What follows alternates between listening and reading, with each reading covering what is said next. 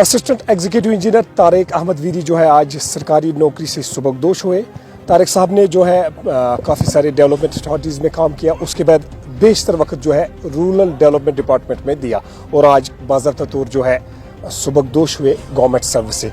तारिक साहब, आज आप गवर्नमेंट सर्विस से सुबकदोश हुए। हमने आपकी स्पीच में ये देखा कि आप काफ़ी इमोशनल हो गए, क्या वजह है? जैसे आपने पहले आपका अब्बास साहब बहुत बहुत शुक्रिया, आपने मुझे मौका दिया ये बात करने का। तो जहाँ तक इमोशनल होने का सवाल है, आपको मैंने पहले ही बताया उस इवेंट में कि मैं एक गरीब ख़ानदान से बिलोंग करता था। पूरी ज़िंदगी मेहनत करके मेरे माँ बाप ने, मेरे भाई ने मुझे पढ़ाया और पढ़ के सरकारी स्कूल से पढ़ के मैं फिर इंजीनियरिंग दाखिला ले लिया मैंने। फिर वो इंजीनियरिंग करके मुझे नौकरी भी मिली SSR थ्रू। उस वक्त सिलेक्शन होती थी SSRB के तहत और मैं जेई तैनात हुआ। तो वो लम्हे जो थे, जो मैंने एक आम इंसान के तौर पे और ज़्यादा लो प्रोफाइल से जो आता है, जब मैंने वो लम्हात इस वक्त याद मुझे आए तो मेरे इमोशनल्स रहे नहीं, यानी इमोशनल होने में कुछ बाकी नहीं रहा। इसलिए मैं इमोशनल हो गया कि मुझे सारा कुछ याद आ गया, जो मेहनत मेरे माँ बाप ने, मेरे भाई साहब ने और मैंने खुद की।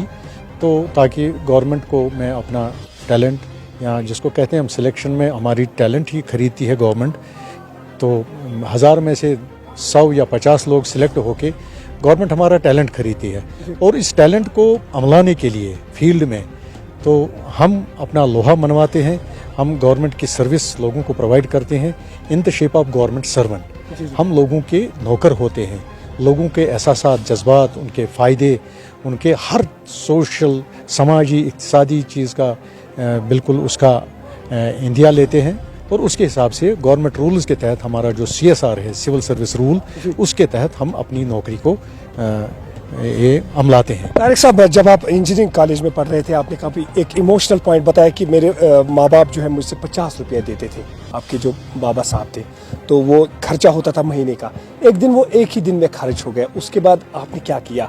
ज़रा वो वाक़या बताएं अपनी ज़िंदगी का। काफ़ी इमोशनल रहा आपकी पीरियड में, जब आपने मजदूरी की हो और फिर आपने पढ़ाई कंप्लीट की हो। ये बात सही है कि मैंने जो आपको किस्सा बताया वहाँ कि मैं जब डिप्लोमा करता था सिविल इंजीनियरिंग में पॉलिटेक्निक कॉलेज श्रीनगर जो गोगजबाग में है, तो आपको पता ही है पहले ज़माने में अर्ली 70s और 80s में लोगों के पास इतना पैसा नहीं था, इतने वसाइल नहीं थे।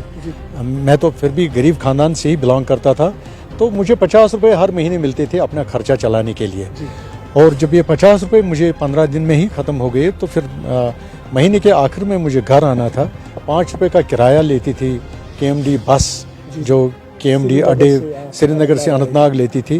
कभी 2.5 रुपये से स्टार्ट किया था, फिर उन दिनों 5 रुपये लेते थे श्रीनगर से अनंतनाग आने में। तो फिर मैंने सोचा कि मैं कैसे घर पहुंचूं, तो मैं गया भटमालू बस अड्डे में। मैंने वहां देखा कि किसी बंदे को कोई अगर बोझ उठाना है तो वो बोझ उठा के मैं उससे 5 रुपये का तकाजा करूं, ताकि वो 5 रुपये मुझे बस किराया मिल जाए और मैं घर पहुंच जाऊं।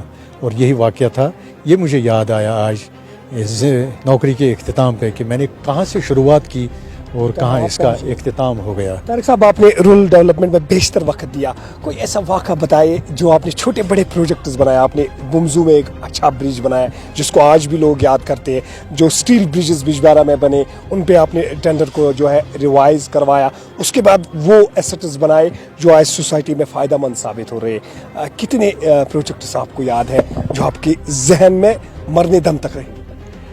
एक्चुअली मेरा जो डिपार्टमेंट पहले रहा है, मैंने PHE में ज्वाइन किया एज JE। वहाँ से जाके मैं PDA में गया। मैंने 8 यात्राएं की है टर्म ऑयल पीरियड में, जो कि बिल्कुल ख़तरनाक वक्त था यहाँ कश्मीर का गुजरा है। 94 में, 95 में जब ये यात्रा पे कुछ रेस्ट्रिक्शंस लगी थी कुछ ऑर्गेनाइजेशंस की तरफ से, तो उसमें मैंने अकेले में 2 यात्राएं मैंने single handed right from Chandanwari to holy cave मैंने हैंडल किए, खुद मजदूरी की। वहाँ जो ब्रिजेस, वो कलवर्ट जो आज पके हैं, वो लकड़ी के हुआ करते थे। उन ब्रिजेस पे मैंने मजदूर की तरह काम करके वो मैंने सक्सेसफुल बनाया उस वक्त, क्योंकि मेरी ड्यूटी थी ये यात्री जो हैं ये हमारे गेस्ट हैं, ये हमारे मेहमान होते हैं, जी, जी। इसमें कोई भेदभाव नहीं रखना चाहिए, क्योंकि हमें सिखाता ही मज़हब नहीं सिखाता आपस में बैर रखना। जी, जी। तो यात्री को यात्री में समझता था उस वक्त। तो ज़िंदगी के कुछ तल्ख तजुर्बात मैंने देखे। 95 में वहाँ जो मतलब ज़बरदस्त गहमा गहमी रही, और 96 में मुझे याद है कि जब जून के महीने में बर्फ़बारी हुई तो यात्रा चल रही थी, अचानक मौसम इतना ख़राब हो गया कि दिन के उजाले में बर्फ़बारी हो गई और यात्री खड़े खड़े जहाँ जो था बेचारा दम तोड़ बैठा।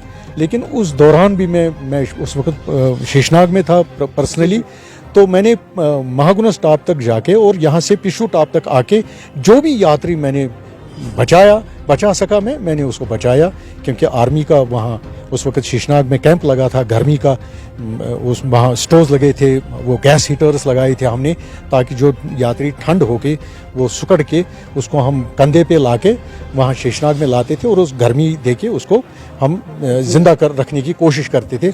उसमें मैंने बहुत सा मतलब मैं कहता हूँ हाँ इंसानियत का रोल अदा किया, बहुत कंट्रीब्यूशन किया। उसके बाद जो मेरी पोस्टिंग हुई रूरल डेवलपमेंट में, तो वहाँ भी मैंने, क्योंकि रूरल डेवलपमेंट एक आम लोगों का डिपार्टमेंट है, रूरल एरियाज़ में गरीब लोग इसके साथ जुड़े रहते हैं। यहाँ बहुत सी वंडरफुल स्कीमें हैं जो कि बिल्कुल ये सर्विस डिपार्टमेंट है। तो यहाँ गवर्नमेंट सर्विसेज प्रोवाइड करती है लोगों को। आम वहाँ जो हमारे साथ छोटे बड़े वो मेट और ठेकेदार काम करते हैं, वो पैसा उधार लेके हमारे साथ एम्प्लॉयमेंट जनरेट करते हैं। और फ्लैगशिप प्रोग्राम जो एमजी नरेगा का लॉन्च हुआ यहाँ 2007 में, जब मैं पोस्टेड था वहाँ ब्रैंग में, तो उस वक्त एमजी नरेगा के साथ कोई हाथ ही नहीं लगा सकता था, डरते थे कि भाई ये क्या है। Then I operated from block Breng. मेरे साथ मेरे उस वक्त वीडियो थे सलीम जहांगीर साहब, जो इस वक्त जॉइंट डायरेक्टर एजुकेशन है, यहाँ अनंतनाग के पोस्ट हैं। और हमने नरेगा का स्टार्ट किया शीट से, मास्टर रोल्स बनाते थे हम, फिर उनको काम पे लगाते थे। तो वो फ्लैगशिप प्रोग्राम मेरे ख्याल से कश्मीर जोन में मैंने ही शुरुआत की है उस नरेगा प्रोग्राम की।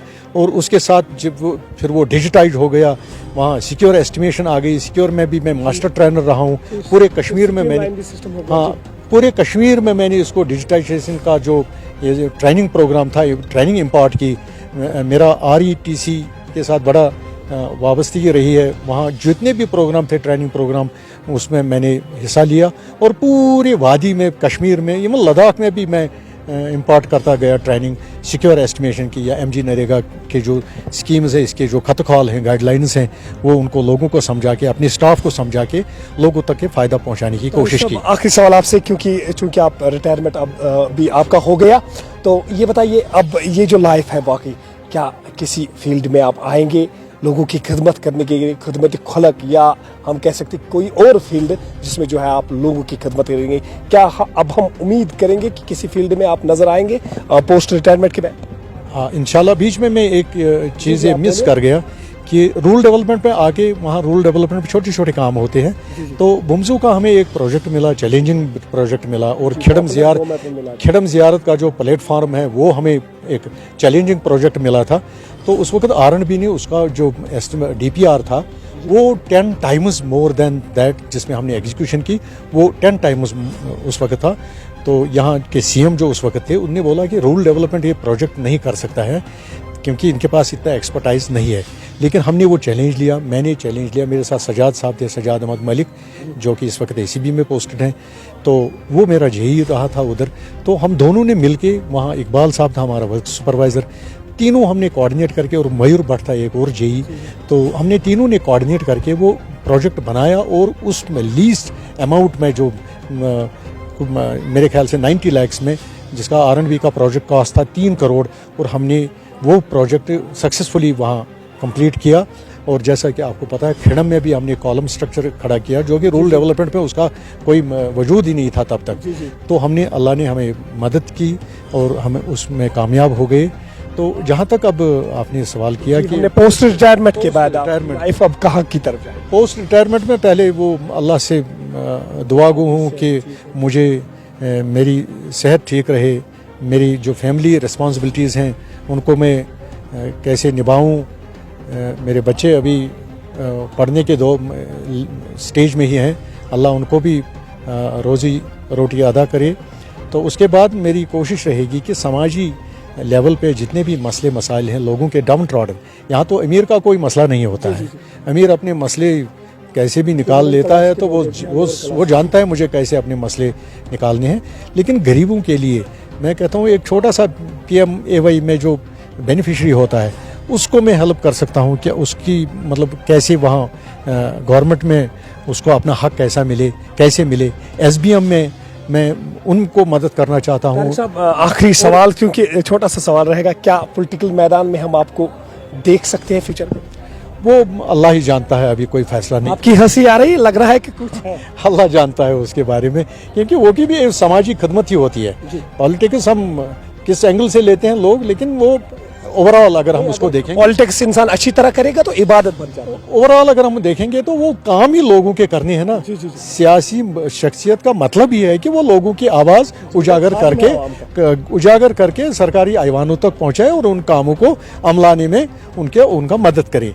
तो ये जो मैंने आपको कहा कि एक इम्पॉर्टेंट मैसेज मैं देना चाहता हूँ, इस वक्त जो रूरल डेवलपमेंट में अच्छी स्कीम है SBM स्वच्छ भारत मिशन में, जो लोग इस वक्त नकारते हैं उसको, सॉलिड वेस्ट मैनेजमेंट के कुछ छोटे छोटे हमें हल्का पंचायत लेवल पे जो बन रहे हैं segregation sheds, compost, community compost pits, और उसके साथ साथ लिक्विड वेस्ट मैनेजमेंट, जो छोटे छोटे काम हमारे चल रहे हैं, लोग इसमें कभी कभी नकारते हैं क्योंकि ये उनकी ही प्रॉब्लम है।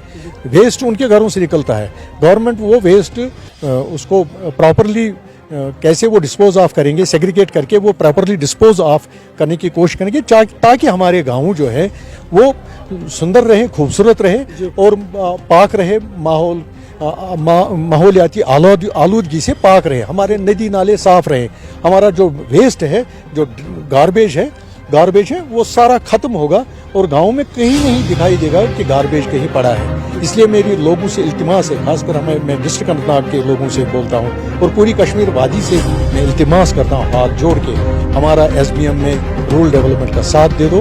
ये स्कीम आपके लिए है, आप इससे फ़ायदा लेंगे इंशाल्लाह। आप आने वाले वक्त में हमारे गाँव जैसे हमारी म्यूनसिपलिटीज़, जैसे हमारे म्यूनसिपल एरियाज या SMC श्रीनगर में ये मैकेनाइज्ड प्रोग्राम है, इसी तरह ये गाँव में भी मैकेनाइज्ड प्रोग्राम बनने जा रहा है। आपके गाँव सजेंगे, सुंदर हो जाएंगे और लोग लबाब बन जाएंगे कश्मीर का। देखिए हमारे साथ कर चले हम खुदा जान वतन साथियों, अब तुम्हारे हवाले वतन साथियों, तारिक अहमद वीरी साहब, उन्होंने काफ़ी सारे छोटे बड़े प्रोजेक्ट रूरल डेवलपमेंट को बनाए और आज भी उन प्रोजेक्ट को लोग याद कर रहे हैं। और पोस्ट रिटायरमेंट के बाद तारिक साहब किस फील्ड को चुनेंगे ये देखने वाली बात होगी। और रिटायरमेंट